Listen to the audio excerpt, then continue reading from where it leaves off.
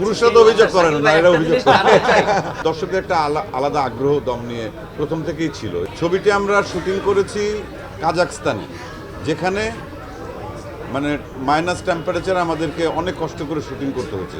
Trailer teaser এগুলো দেখার পর থেকেই তো দম দেখার একটা আগ্রহ তৈরি হয়েছে, বা এই ভিজুয়াল বা বাংলাদেশের এমন একটি গল্প, এটা তো সত্য ঘটনা অবলম্বনে আর কি, মানে এরকম আসলে একটা ঘটনা ঘটেছিল। তা দর্শকদের একটা আলাদা আগ্রহ দম নিয়ে প্রথম থেকেই ছিল, এবং সেটা যখন প্রথম ঘোষণা হয় ওটার পোস্টার থেকে শুরু যা যা প্রমোশনাল যা যা জিনিসপত্র আছে সব কিছুতে, সেই আগ্রহের চাপটা তো আসলে একটা লেভেল পর্যন্ত সেটা ক্রস করলে পরে তখন এরকম ভিড় হবে, তখন সার্ভার ডাউন হবে। আসলে তো তাই হয়েছে। তো মানসিকভাবে অনেক সময় বিপর্যস্ত হই, থেমে যাই। এটা হচ্ছে না থামার গল্প, এবং সেই গল্পে কষ্ট আছে, ভালোবাসা আছে, আনন্দ আছে, সব কিছুই আছে। মানে বাস্তবতার সঙ্গে, বাস্তবতার নিরিখেই এরকম ঘটনা হয়তো আমাদের অনেকের জীবনে নানান ক্ষেত্রে নানানভাবেই আসে। সেই গল্পটাই হচ্ছে দম, এবং সেখানে আমি একটি চরিত্র অভিনয় করেছি।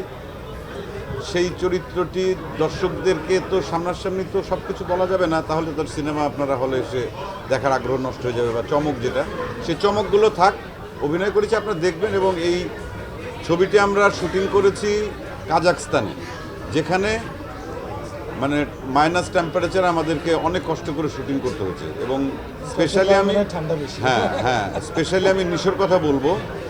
ও কিভাবে এটা পারলো ওই ওয়েদারের মধ্যে এইভাবে শ্যুট করতে, এটা একটা আশ্চর্যের বিষয়। এবং এত কষ্ট করেছে, আমার মনে হয় যে আমরা শিল্পী হিসাবে কখনো কোনো সিনেমাতে অথবা নাটকে বা ওয়েব সিরিজে শুটিং করতে গিয়ে শারীরিক এতটা কষ্ট আমরা কখনো করি। তো সেই কষ্টটাই দমে করতে হয়েছে আমাদের ওয়েদারের কারণে। অন্য একটা ভিন দেশে, সেই পাহাড়, বরফ ঢাকা পাহাড়, অতিরিক্ত ঠান্ডা, যেখানে সাধারণ মানুষেরই 8-10টা লেয়ারের পোশাক পরে থাকতে হয়।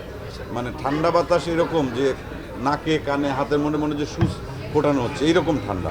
এর ভেতর এই চরিত্রে অভিনয় করা, এবং ক্রেডিটটা আমি স্পেশালি নিশোকে দিতে চাই। এবং ওর এই কষ্টটার কিছু সফলতা তো পাবে, এটা তো একদমই স্ক্রিনে দেখা যাচ্ছে। এবং দর্শকরা যে উন্মাদনা দেখাচ্ছে দমকে নিয়ে, তার পেছনে কিন্তু কারণ এটাই। আর আমি একটু মজার একটা চরিত্র অভিনয় করেছি, হয়তো একটু মেন্টাল রিলিফ দেওয়ার জন্য। আমার হয়তো উপস্থিতির পর থেকে দর্শক একটু হয়তো বা এক ধরনের কষ্টের জায়গা থেকে সরে এসে আবার একটু হাসি মুখে কিছু কিছু কনভারসেশন দেখবে, কিছু দৃশ্য দেখবে। কিন্তু অলসো যদি আমি বলি, গল্পটা এই দমের যে মানুষটার, নিশোর গল্প, নিশোর অভিনয়ের জন্য যদি বলি, বা ওর প্রস্তুতি বলি, অথবা ও যেটা করেছে, এটা আউটস্ট্যান্ডিং। এবং আমি দর্শকদেরকে অনুরোধ করবো, আপনারা সিনেমা হলে এসে এই দম দেখুন।